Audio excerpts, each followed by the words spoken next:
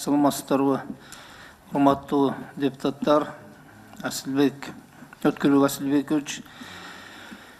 Азыр жаңы кодекстер боюнча 1 январдан баштап 1 квартал иштеп койдуңуздар. Бул кодексте практика жүзүндө кандай иштер жүргүзүлүп атат? Экинчиден бул жанагы эски кодекстер боюнча декриминализация кандай болуп атат? Милициядагы иштердин саны жана эрк боюнча каттоолор өзүнүн жакшы жыйынтыктарын берип атат, ошо боюнча маалымат берип койсоңуз.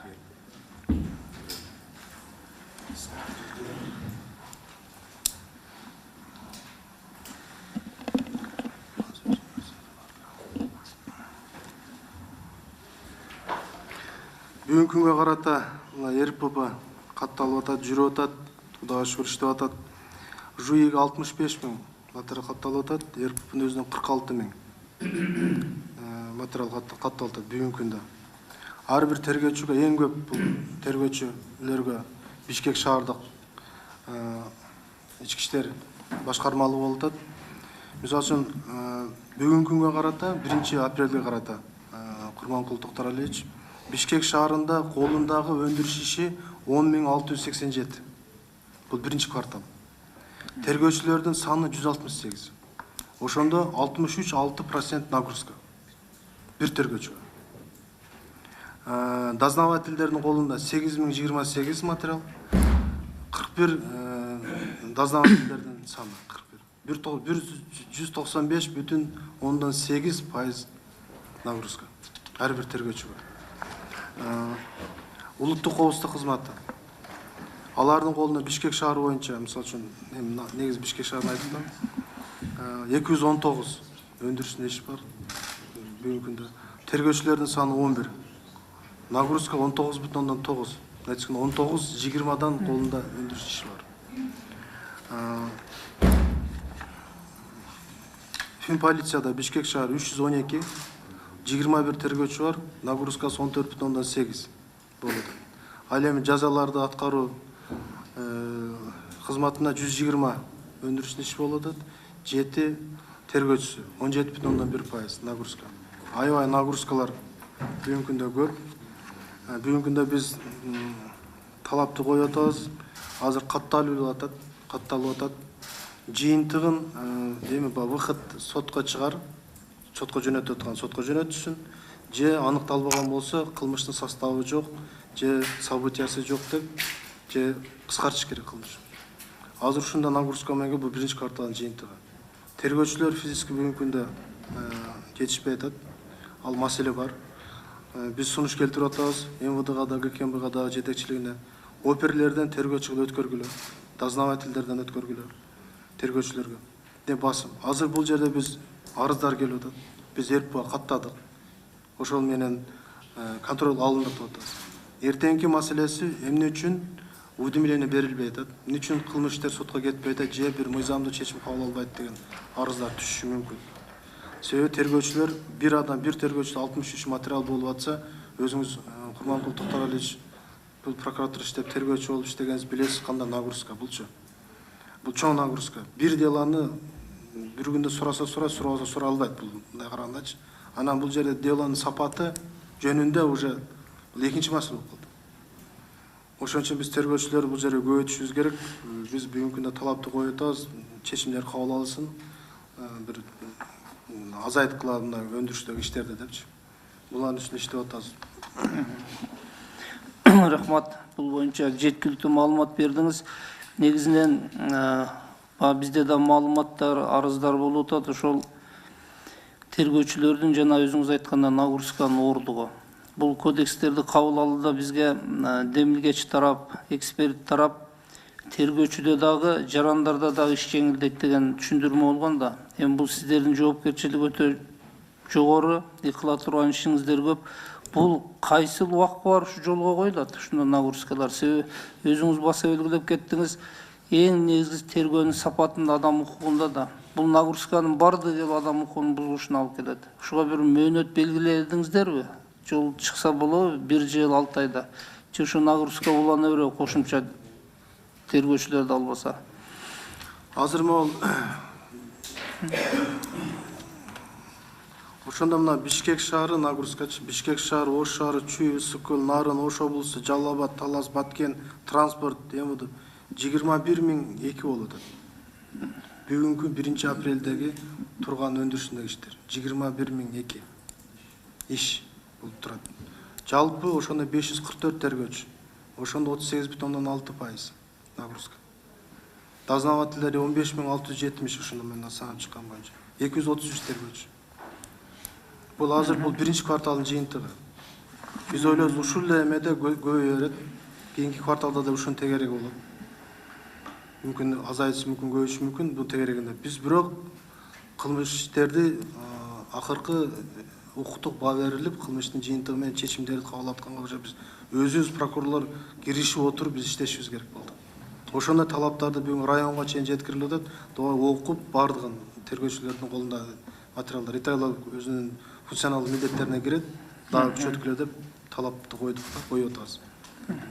Бул биринчи кварталдагы абал. Азыр сиздер чечкиндүү кадамга барып, мунун жоюу жолдорун издешиңиздер керек. Ал убакыт өткөн сайын оордойт, бул кийин чоң проблема жаратат да. Экинчи маселе, бул өзүңүздөр билесиздер, жанагы соттолгондорго жаза белгилөө боюнча азыр режимдерин аныктоо боюнча бул бизден жазаларды аткаруу мамлекеттик кызматына берилген да. Мына биринчи кварталда ушул кандай болуп атат? Чаташуу иштердин жеңил оордугу жакшы жагы болуп атабы? Мурда соттор аныктайт эле, так болот эле. Азыр жаза аткаруу мекемелери же анализ кыла элексиздерби азыр? Бизде азыр жаңы кодекстер, аткаруу кодекси киргенден кийин ал жерде ошол ГУИндин кызматкерлери комиссиясы чечип калбады. Мисалы үчүн жаза өтөгөн мекеменин комиссиясы карайт, УДОго чыгабы же башкасына чыгабы, калган поселение чыгабы. Комиссиясы карайт, анан кийин ГУИндин комиссиясы карап. Ал жерде кодексте прокурорго уведомление берилсин. Прокурор катышсын. Же бир прокурорго эч кандай мүмкүнчүлүк берилген эмес. Эгер туура эмес комиссия чечиле турган болсо бир даттанган.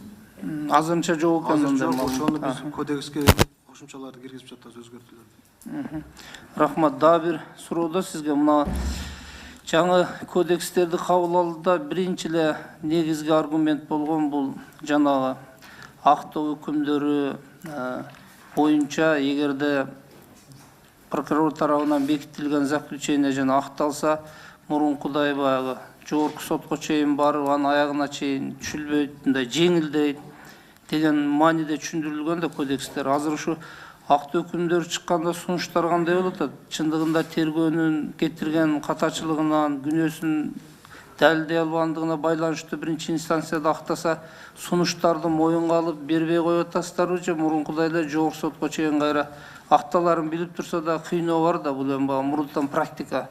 Ушуну жанагы былтыркы жылга салыштырмалуу деген планды МВДда бул бардык эле органдарда бар, сиздерде да. Ушул боюнча иш чара жүрүп атабы? Ушуну жоюуга аракеттер барбы? Салыштырмалуу. Былтыр мынча кылмыш ачылган, 40, быйыл сөзсүз 41 ачылыш керек деген мурда ба неписине өзүнчө талап бар эле да. Ушулардан алыстадыңыздарбы азыр? Эми кылмыштуулуктун бетин ачуу, аз докладта айттым 87% болду депчи. Биринчи кварталдын жыйынтыгы менен 30% тегерегинде болду. Адашпасам азыр. РПП кылмыштын бетин ачуу. Анын жыйынтыгы менен биз жанагы туура айтасыз, актоо өкүмдөрү боюнча биз иштеп атабыз. 2018 жылы 84 кылмыш иши боюнча 108 адам карата актоо өкүм чыккан. Бул күчүнө киргендер. Бир инстанция, эки инстанция 2017-тен өткөндөрү бар. Ошондо 84 кылмыш боюнча 108 адам карата актоо өкүмдөр күчүнө киргенде. Бул өкүмдөрдүн ичинен күнөөсү далилденбегендиги боюнча акталгандар 34 кылмыш боюнча 42 адам. Кыймыл аракетинде кылмыштын курамы жоктугуна карата акталгандар 49 адамга карата 64 кылмыш. Окуянын жоктугуна байланыштуу акталгандар бир кылмыш боюнча 2 адам. Тергөө тарабынан келтирилген процессуалдык мыйзамдар бузулушу 30 кылмыш боюнча 36 адам карата. Соттордун субъективдүү ою боюнча 48 биздин оюбуз ал. 48 кылмыш боюнча 66 адам карата. Чыгарылган экспертизалардын корутундулары өзгөртүлүшү боюнча 3 кылмыш боюнча 3 адам карата. Күбөлөрдүн жабырлануучулардын көрсөтмөлөрүн өзгөрткөндүгүнө байланыштуу 3 кылмыш боюнча 3 адам карата. Ошонун баары 84 адам кылмыш боюнча 108 кылмыш болуп атат. Бул жерде негизги караң күнөөсү далилденбеген. 34 кылмыш боюнча 42. Кылмыштын аракеттин составы жок деп атат. Бул деген уже тергөөнүн сапатынын начарлыгы деген. А биз экспертизанын көрсөтмөлөрдү өзгөрткөн бул аз эле количествону түзүп атат. А биз муну уже ойлонушубуз керек, тергөөнүн сапатын карашыбыз керек деген. А мурдагыдай сиз айткандай сунуштар эми жанагы берилип атат бүгүнкү күндө. Аягынан чыгып сунуштар берилип атат. Жогорку сотко чейин барып, ошол жактан акыркы точка коюлсун деп, тараптар ар кандай жазба калса эле прокуратура кызматкери же тийиштүү органдар айтат экен, жазба койду, бирдеме болду деп, башка жагдайды элестетип. Ошондой да өзүнчө субъекттүү жактары дагы бар. И мнение оюбуз соттолуш керек, күнөөсү далилденген деген жагдай менен сунуштарды бүгүнкү жогорку сотко чейин берип жүрөбүз. Рахмат. Бул суроону берген себебим мына Тоо-Кен тармагы боюнча 2 ишти жогорку соттон мурда ушу туура эмес тергелип, туура эмес айып бекитилип, жогорку сотко чейин соттолуп барган экен. Ошол адам сүйүнүү менен айтып атат да, прокуратура өздөрү биринчи инстанцияга сурап алды кайра тергөөгө депчи. Бул укугу корголгонун айтып атат да. Мен сиздерди бул ишиңиздердин жакшы жагы ушуну улантып, эгерде акталган болсо биринчи инстанцияда, бул ар бир прокурордун, сотко катышкан көзөмөлдөөчү прокурордун өзүнүн деңгээлине жараша чындап тергөөдөн кеткен болсо, аны кыйнабай экинчи инстанция Верховный сотко чейин кыйнабай токтотуш керек да. Ушундай бир басым жазсаңар жакшы болмок эле. Экинчиден мына сиздерде бул эми сунуш иретинде жалпы көзөмөл катары, көзөмөл мурункудай текшербей, азыр пландуу гана текшерип калдыңыздар да.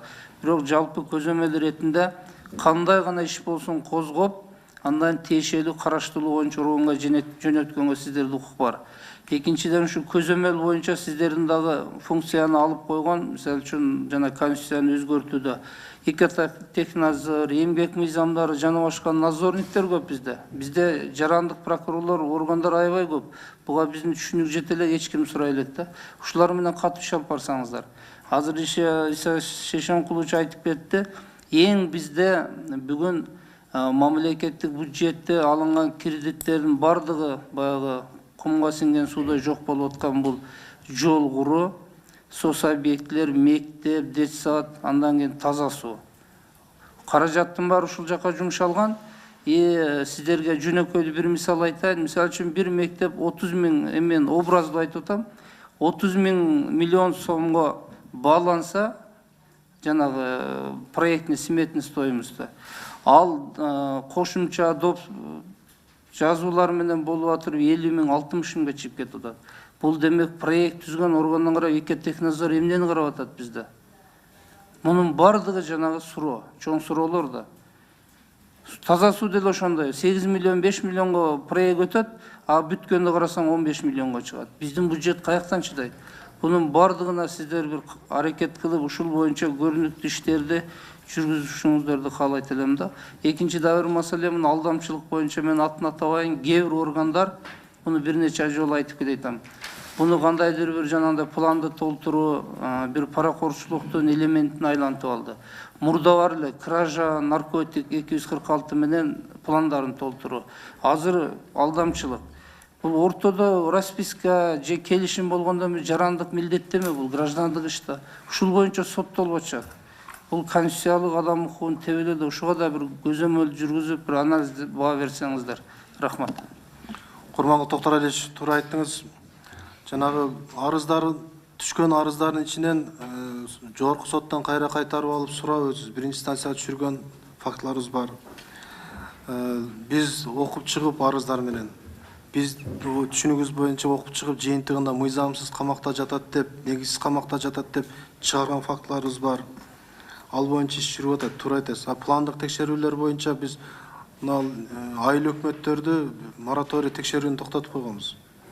Президентибиздин региондорду өнүктүрүү жылы былтыр, быйыл дагы мораторий кылып, пландык негиздерди ошо текшерүүнү токтотуп, ошол айыл өкмөттөрүнө карата арыздаттануу гана түшсө, ошо арыздаттанууда көрсөтүлгөн маселенин тегерегинде гана карайсың, башка жака карбайсың деп талапты катуу коюп, бул боюнча баягындай текшерүүлөрдү азайтканбыз да. Рахмат сунуштарыңызга.